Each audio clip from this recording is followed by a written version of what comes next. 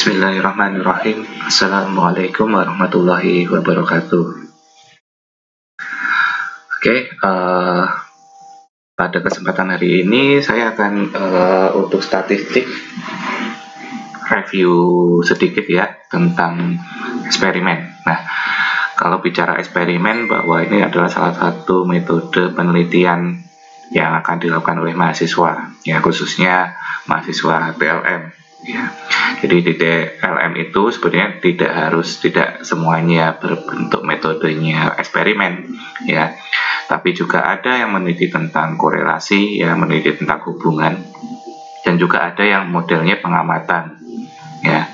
Jadi boleh-boleh aja ya. Nah, cuman ini emang salah satu yang paling banyak ya, mayoritas diteliti oleh mahasiswa TLM ya, yang bentuknya metodenya eksperimen. Nah, sebelum masuk ke beberapa materi khususnya tentang uji-uji yang digunakan di eksperimen, nah, mungkin perlu sebagai gambaran mahasiswa. Jadi langkah awal ya, jadi ini adalah gambaran langkah awal ketika mahasiswa itu melakukan penelitian, sudah mendapatkan data, ya, data penelitiannya. Setelah itu langkah yang paling awal bukan kok langsung diproses uji analisanya, ya, tapi ada langkah-langkah sebelumnya. Nah, langkah sebelumnya apa? Yang pertama adalah uji normalitas. Jadi ini menjadi hal wajib ketika mahasiswa ya sudah mendapatkan data, ya, data itu mau diproses. Nah, prosesnya apa? Prosesnya adalah uji normalitas terlebih dahulu, ya. Jadi diproses uji normalitas. Nah, ada dua kemungkinan hasil ya pada pengujian normalitas ini. Ya, yang pertama, jika datanya normal, ya, maka yang akan digunakan adalah gunakan uji parametrik. Jadi uji parametrik itu kayak kelompok, ya, dimana di dalam uji parametrik itu ada beberapa uji analisa statistik yang bisa digunakan. Ya, jadi ini kelompoknya, berarti masuk ke kelompok atau uji parametrik. Nah, sebaliknya jika datanya berdistribusi tidak normal, maka ya gunakan uji yang non parametrik. Ya, jadi itu sebagai gambarannya. Jadi non parametrik itu kelompok. Ya, jadi kelompok uji di dalamnya nanti ada banyak uji-uji yang bisa dipakai. Nah, ini kedua hal ini yang bisa ambil kesimpulan ya pada saat menguji normalitas. Jadi kemungkinan nanti apakah datanya masuk ke parametrik atau non parametrik. Nah, cuman yang perlu diperhatikan ya, jadi normal di sini adalah sebaran datanya. Ya, jadi normal, yang dimaksud normal itu berarti sebaran datanya banyak, sebaran datanya acak ya. Jadi ibaratnya kalau dianalogikan itu ya, nilainya itu angkanya bervariasi ya, mulai dari 0 sampai 100 itu bervariasi. Sedangkan kalau yang distribusinya tidak normal itu mengelompok nilai itu. Misalnya yang dapat nilai 10 ada 8 orang, yang dapat nilai 100 ada 2 orang, sedangkan yang dapat nilai 50 misalnya 3 atau 5 orang. Nah, itu lebih banyak berkelompok di satu titik. Nah, itu yang tidak normal ya. Jadi mau normal atau tidak itu nggak masalah ya. Yang perlu menjadi perhatian adalah uji yang digunakan ya. Jadi kalau normal itu berarti menggunakan kelompoknya parametrik, kalau yang tidak normal menggunakan yang non parametrik. Nah, itu yang menjadi patokan, yang menjadi ini. Jadi ibarat jalan ya, jangan sampai salah mengambil jalan ya, karena nanti tujuannya akan beda ya. Jadi awal yang dilakukan adalah uji normalitas ini. Kemudian selanjutnya ada uji homogenitas. Nah, ini opsional ya. Jadi untuk menentukan datanya homogen atau enggak ya, bisa menggunakan homogenitas ini. Cuma tidak semua pembimbing nanti mengarahkan untuk uji yang homogenitas ini ya. Jadi yang wajib adalah yang normalitas. Nah, setelah ini selesai ya, maka lanjut ke uji ya. Nah, ujinya apa ya? Tentu saja ngikutin dari hasil normalitas tadi. Nah, ini yang pertama adalah kelompok uji parametrik. Nah, ini ada beberapa. Ini yang sering digunakan ya. Di luar ini masih banyak ya untuk uji-uji parametrik. Nah, yang termasuk dalam uji parametrik ada beberapa ya, mulai dari uji parity test, independent, sama uji ANOVA. Ya, parity test itu digunakan ketika datanya berpasangan ya, jadi pre-post ya, jadi untuk menguji suatu perlakuan antara sebelum diberi perlakuan sama setelahnya ya, kemudian dibandingkan nanti mana yang lebih baik ya, apakah setelah diberikan perlakuan itu lebih baik atau tidak ada perubahan. Nah, itu bisa menggunakan parity test ya, atau sering disebut t-test gitu aja. Nah, ini untuk uji data berpasangan ya, jadi dilihat lagi datanya yang dimiliki itu termasuk data yang seperti apa ya.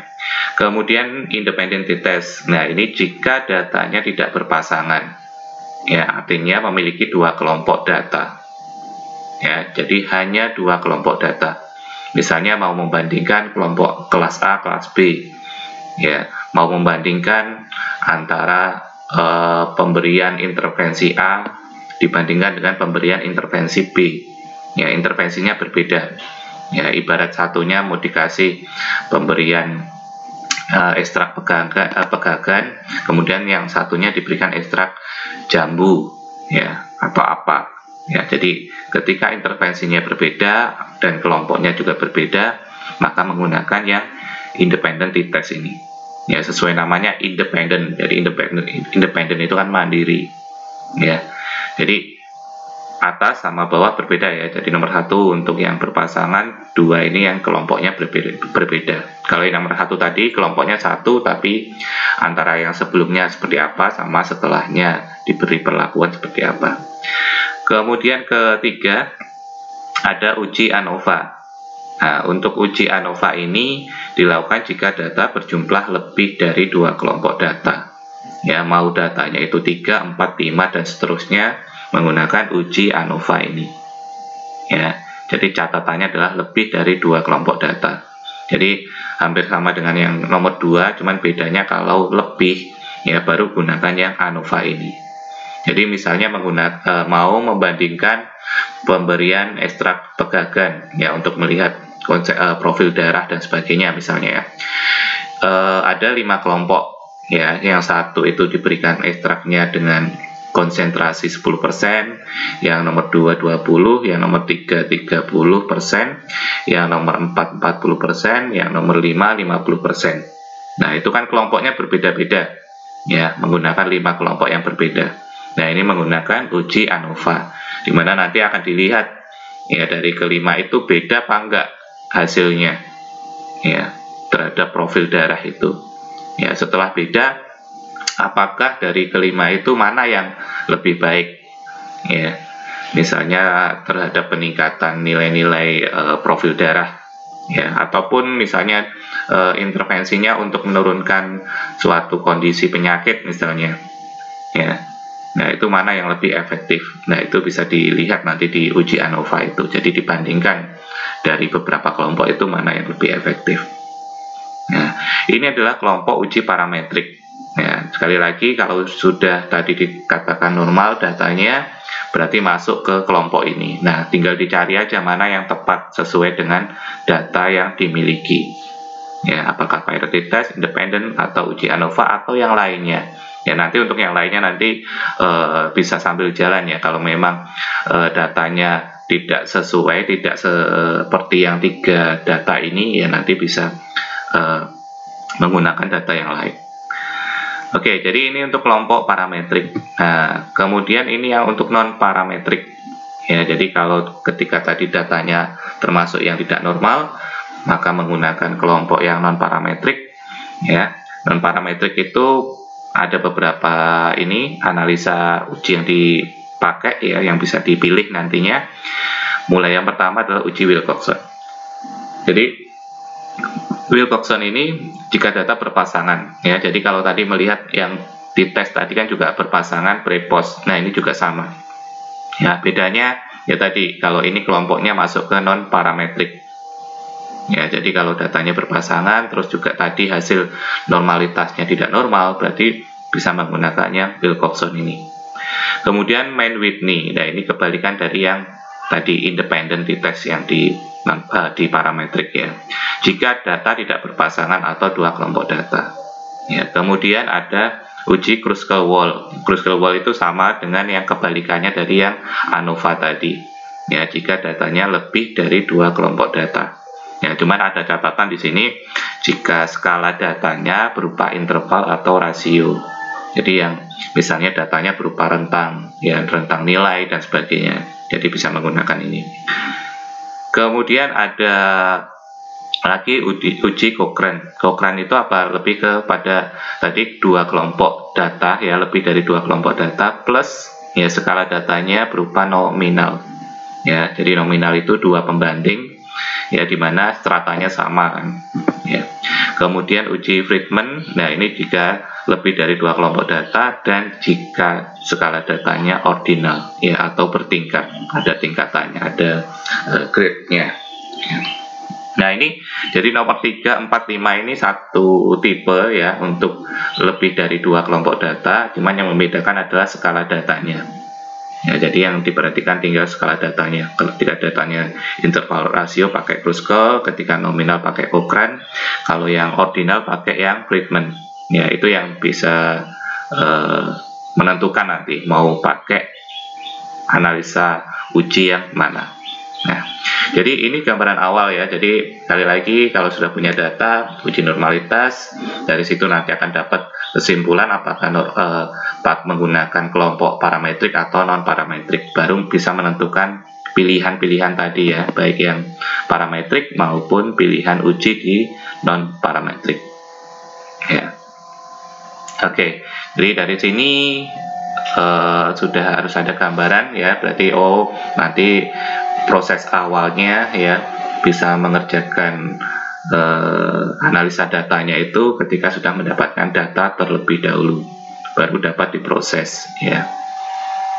Oke.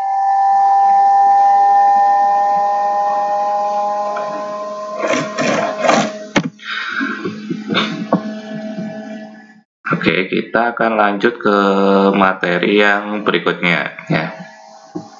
Nah, kita masuk ke materi yang uji ANOVA ya. Jadi uji ANOVA tadi ya uji yang digunakan pada jika datanya lebih dari dua kelompok dan ya dua kelompok dan kalau untuk skala datanya ini bisa ordinal bisa nominal ya. Jadi bisa menggunakan yang ANOVA ini ya. Dengan ketentuan berarti untuk uji normalitasnya dikatakan normal ya, sehingga bisa memilih yang uji ANOVA ini karena dia termasuk kelompok yang parametrik. Oke, ini contohnya. Jadi ketika judulnya pemberian ekstrak jahe sebagai bahan kompres nyeri misalnya ya pada pasien asam urat. Ya, di sini ada konsentrasinya 10%, 20%, 30, ya 40 dan 50%. Ya, di mana ke bawah ini adalah nilai skala nyerinya, skala nyeri dari pasien tersebut ya. Di situ ada 7, 8, 9, 6, 7, 5, 7. Itu berarti dalam satu kelompok ada 7 pasien ya, ada 7 responden di setiap kelompoknya. Oke, jadi ada 7, berarti kalau ada 5 kelompok total 35 responden. Nah, jadi datanya seperti ini, maka ya, yang awal dilakukan adalah uji normalitas. Ya, ini gambarannya kita masukkan ke program SPSS ya. Mau versi berapapun ya. Jadi ini yang saya gunakan ini versi yang 23 kayaknya ya. Jadi tampilannya seperti ini. Yang membedakan nanti tampilan dan juga nanti outputnya mungkin akan sedikit berbeda ya. Bentuk tabelnya ya. Oke, jadi di kolom yang pertama ya ini isi dengan kolom nyeri ya. Jadi nyeri tiap kelompok tadi di copy paste ya, dimasukkan ke sini mulai dari kelompok 1 ke bawahnya, di bawahnya kelompok 2, di bawahnya lagi kelompok 3 dan seterusnya. Kemudian sampingnya itu diisi kodenya ya, yang membedakan mana kelompok 1, kelompok 2 dan sampai kelompok 5. Ya, makanya di sini saya kasih kode yang di bagian atas ini ada kode 1, 1, 1 sampai 7. Ya, melambangkan ini ada 7 responden kelompok 1. Kemudian yang kelompok 2 saya kode 2 ada 7 juga. ya kelompok 3 juga demikian, dan seterusnya sampai kelompok 5. Ya, jadi kolom yang pertama skala nyerinya, kolom yang kedua untuk memberikan kode dari kelompok mana ya data tersebut. Ya. Jadi ini yang diisi di data view, kemudian klik di bagian bawah ini ada variabel view-nya ya. Masuk di variabel view, nah di sini kita memberikan keterangan ya, keterangan dari data yang dipunya. Ya, di sini misalnya ya tadi karena nah ini ya perlu diketahui dalam bentuk tampilan di SPSS ya.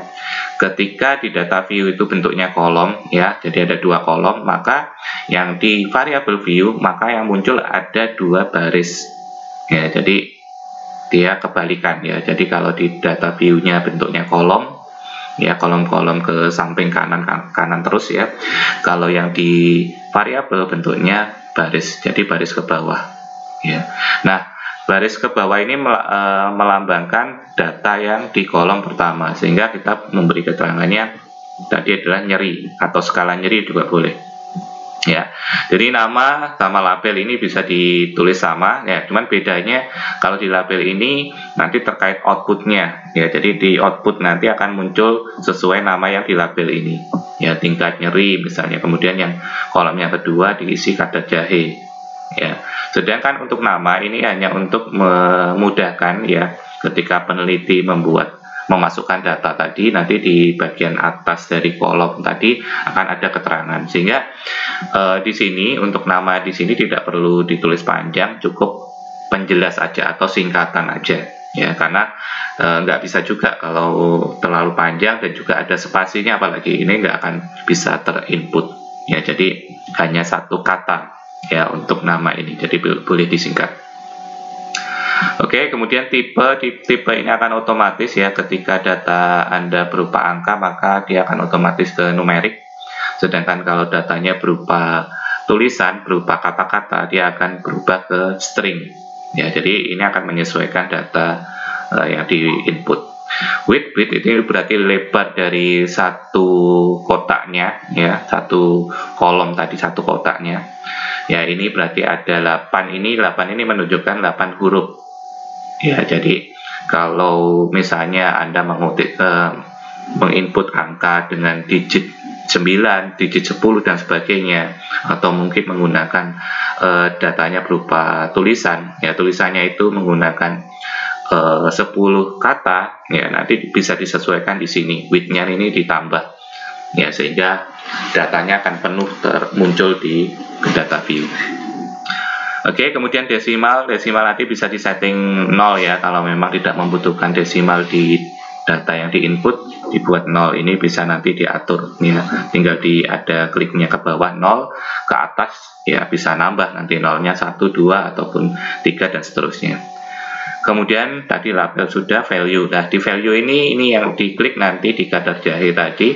Nah, karena keterangan di data view tadi hanya berupa kelompok 1 itu dikasih label 1, kelompok 2 dikasih label 2, tapi masih belum dikasih keterangan berapa ekstraknya. Ya, jadi ini di label ini yang kita berikan keterangan ya. 1 mewakili ekstrak ya adalah 10%, kemudian yang kedua 20%, yang ketiga 30 dan seterusnya. Ya, jadi di value ini akan kita berikan keterangan dari data yang dipunya.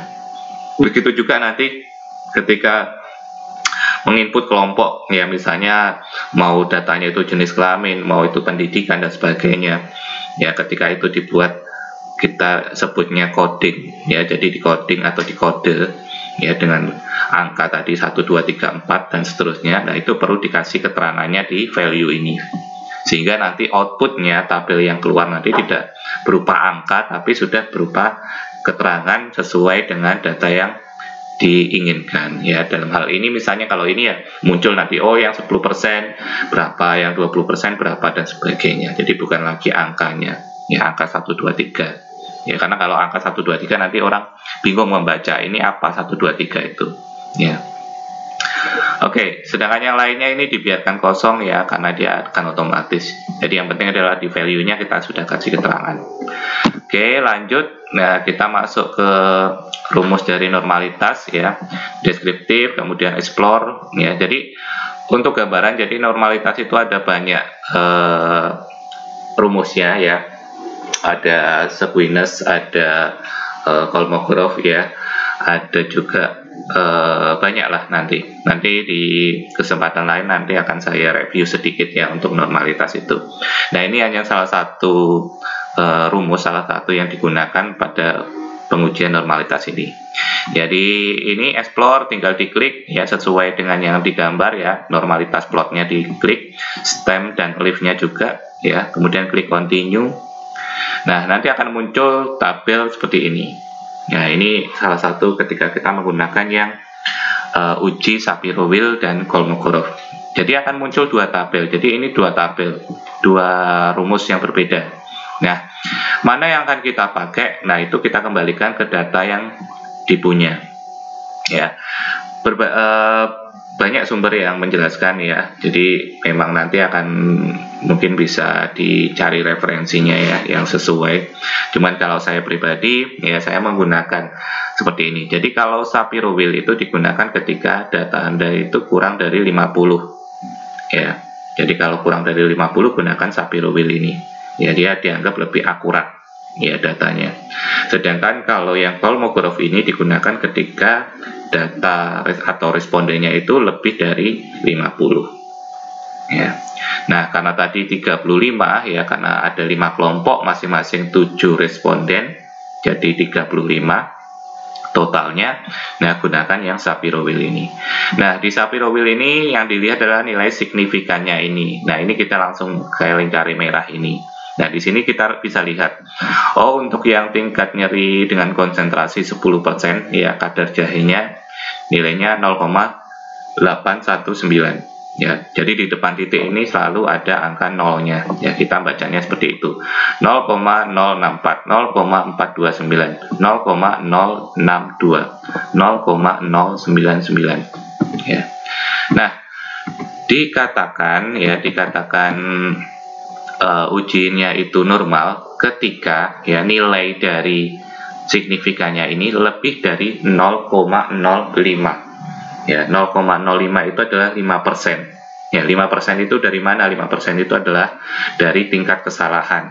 Nah, kenapa kok 5%? Ya karena memang ada pilihannya ya untuk tingkat kesalahan itu. Cuman untuk yang general, yang umum dipakai ya, khususnya untuk mahasiswa itu yang 5%. Ya, ada lagi misalnya 1%, berarti semakin kecil tingkat kesalahannya. Ya, cuman semakin kecil tingkat kesalahan itu berarti nilai pembandingnya juga akan semakin besar. Ya, sehingga kalau yang semakin kecil tingkat kesalahan itu biasanya digunakan untuk penelitian dengan jumlah responden yang banyak. Kemudian juga tingkat dengan metode-metode yang lebih banyak lagi, yang lebih kompleks ya. Jadi biasanya akan digunakan pada penelitian dosen maupun penelitian-penelitian yang memang tingkatnya sudah tinggi. Ya, sedangkan khusus untuk mahasiswa biasanya cukup menggunakan yang 5%. Nah, jadi dibandingkan dengan 5% atau 0,05, jika lebih dari itu ya datanya sudah dikatakan normal. Nah, ini semuanya karena memiliki nilai yang lebih dari 0,05 maka dikatakan normal. Ya, datanya normal. Nah, kalau datanya normal, maka tadi kita flashback ke review tadi bahwa berarti kita masuk ke yang kelompok data parametrik. Ya, jadi di parametrik itulah kita mencari mana uji yang sesuai. Nah, tadi sudah kita singgung bahwa uji yang sesuai ketika datanya lebih dari 2 kelompok menggunakan ANOVA. Ya, jadi ANOVA yang akan kita pilih ya sebagai analisa datanya, uji analisa data. Oke, dengan data yang sama ya, kita nggak perlu mengubah dan sebagainya, kita bisa lanjut ke uji ANOVA ya. Kita langsung klik sesuai dengan yang ada di slide ya, analyze, compartment, kemudian one way ANOVA ya. Kemudian di one way ANOVA itu tinggal diklik, post hoc-nya kita klik ya, Bonferroni atau Tukey ya. Ini penggunaannya sebenarnya kalau dalam secara umum mau mana aja boleh, atau salah satu juga masih boleh ya. Klik 2 ini ya, kemudian di bagian option ya, klik descriptive sama homogeneity of variant ya. Ini nanti untuk mengeluarkan nilai homogenitasnya ya, ini tambahan aja ya, sifatnya hanya opsional. Kemudian nah, kita ini hasilnya ya, begitu tadi kita klik homogen, kemudian kita oke, nanti seperti ini. Sama pembacaan interpretasi datanya, jika lebih dari 0,05 maka varian ya atau kelompok tadi memiliki termasuk kelompok yang homogen ya, jadi dalam kelompok yang sama. Oke. Kemudian nah akan keluar juga tabel ANOVA ya, ketika tadi sudah selesai dipilih tadi kemudian di oke ya, ini tabel ANOVA-nya ya. Ini kita langsung aja ke signifikannya. Di sini nilainya 0,000 ya, artinya di belakang ini pun masih ada angka-angkanya lagi ya, karena yang akan tampil itu 3 angka di belakang koma, maka yang muncul seperti ini. Nah, ini sama seperti yang awal tadi dibandingkan dengan 0,05. Nah, cuman bedanya di sini kalau signifikan diuji statistik ya, diuji analisa itu kalau dia kurang dari 0,05 maka dia HA-nya positif ya. HA positif itu apa? Berarti menunjukkan ada perbedaan, ada pengaruh, seperti itu ya. Sebaliknya kalau dia lebih dari 0,05 berarti dia termasuk H0 ya, H0-nya yang positif, artinya ya tidak memiliki perbedaan, tidak ada pengaruh dan sebagainya. Itu kesimpulannya. Nah, di sini karena nilainya lebih kecil ya, dari 0,05, maka kesimpulannya ada perbedaan tingkat nyeri dari kelima kelompok berbeda tadi ya. Jadi respon nyerinya ternyata beda ketika diberikan ekstrak yang berbeda pula. Nah, ini kesimpulan secara statistik ya. Walaupun kalau kita lihat datanya di awal, kita bisa langsung justifikasi, oh ini jelas beda, orang nilainya aja beda ya. Tapi sekali lagi kalau bicara statistik berarti harus ada proses pengujian ya, dan tadi sudah kita lewati semua melalui menggunakan aplikasi SPSS ya. Ini hasilnya seperti ini. Nah, setelah itu tentu belum selesai ya. Jadi setelah sudah mengetahui ada perbedaan, kita pengen tahu mana yang lebih efektif menurunkan tingkat nyeri ya. Nah, tadi di pengujian tadi kita sudah klik yang uji post hoc. Post hoc itu ya uji pasca ya, pasca tindakan analisis data tadi, analisis ujinya yang sudah dilakukan ANOVA tadi. Nah, oke, saya akan buka ya, saya buka untuk post hoc ini ya. Post hoc itu seperti apa? Oke.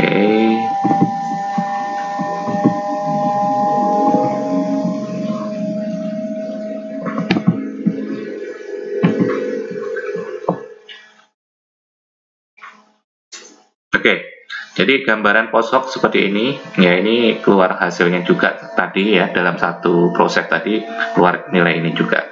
Nah, ini langsung kita lihat aja ya di 2K-nya. Di 2K ini signifikan, ini kita lihat. Di sini kadar jahe ini ada 1, ini berarti melambangkan kelompok 1, kelompok 2, kelompok 3, kelompok 4, kelompok 5 ya. Oke, nah di sini kita lihat aja langsung, kita bandingkan antar kelompok ini mana yang memiliki nilainya yang memiliki nilai signifikan kecil ya, nilainya kecil ya, nilainya kurang dari 0,05 itu mana yang lebih banyak. Nah, dari sekian ini, dari 5 kelompok ini yang saya tandain ini, bahwa ini memiliki nilai yang paling banyak nilai kecilnya ya, mulai dari 0,000, 0,155, 0,00 lagi, 0,020 ya. Dibandingkan yang lainnya di setiap kelompok hanya ada 1, 2, ini ada 4 ya yang di bawah 0,05. Nah, artinya apa? Dia berarti bisa langsung kita simpulkan bahwa kelompok 4 ya, jadi dengan ekstrak yang 40% tadi ya, jadi ekstrak yang 40% tadi berdampak ya, lebih menunjukkan penurunan ya terhadap nyeri ya, nyeri pada pasien tadi. Nah, ini kalau kita lihat di data yang awal tadi Ya, ini dari nilainya kelihatan dia nilai nyerinya lebih kecil semua ya, 3, 4, 5 dan seterusnya. Ya, di bawah 5 lah, maksimal di angka 5. Ya, sedangkan dibandingkan dengan yang lain ini masih banyak nilai 6, 7 dan seterusnya. Ya, jadi dari sini ya itu yang bisa nanti dibuat kesimpulan ya, kesimpulannya baru dijelasin, oh kenapa kok 40% dan sebagainya kok yang lebih menurunkan. Ya, itu yang perlu dibahas ya. Oke, jadi kurang lebih ya seperti itu ya untuk pembahasannya ya. Jadi untuk one way ANOVA ya, untuk yang saat ini kita pelajari untuk ini dulu ya. Jadi untuk yang selanjutnya nanti untuk yang Kruskal ya, Kruskal itu kan kebalikannya dengan yang ini ya. Kemudian ada uji parity test dan sebagainya akan kita pelajari lagi di pertemuan berikutnya. Oke, saya akhiri ya pertemuan ini yang membahas tentang one way ANOVA. Semoga bermanfaat. Wassalamualaikum warahmatullahi wabarakatuh.